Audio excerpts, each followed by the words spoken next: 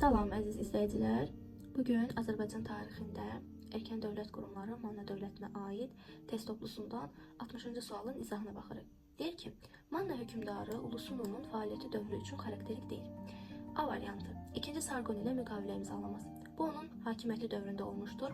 Çünki Ulusunu deməli Urartu dövləti ilə yaxınlaşmışdı. Bu da 2-ci Sarqonun Mannaya hücum etməsinə səbəb oldu və bu hücumdan sonra Ulusunu 2-ci Sarqon ilə müqavilə imzaladı Sirdaka şəhərində. Yəni bu Ulusunun fəaliyyətinə aid olduğu üçün bunu götürmürük. Urartu tərəfindən işğal edilmiş torpaqların geri qaytarılması. Bəli, məhz 2-ci Sarqon tərəfindən. Hakimiyyətin irsən keçməsi.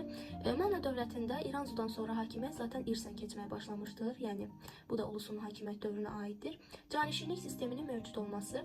Bəli, İranzu ən başda canişinlik sistemini yaratmışdı və Ulusunun hakimiyyəti illərində də canişinlik sistemi mövcud idi. Y variantı. Aşurbanipalın Mannaya qoşun yeritməsi. Baxın, bu Ulusunun fəaliyyəti dövrünə aid deyil. Çünki Aşurbanipal Mannaya qoşun yeritmişdi. Manna hökmdarı Ahşerinin dövründə qoşun yeritməsinin də səbəbi oydu ki, deməli Ahşeri Assur ilə ittifaqına sadiq qalmamış, İskitlərlə yaxınlaşmış və Aşura qarşı çıxmışdır. Buna görə də Aşurbanipal Mannaya qoşun yeritdi. Yəni cavab burada olacaq E variantı.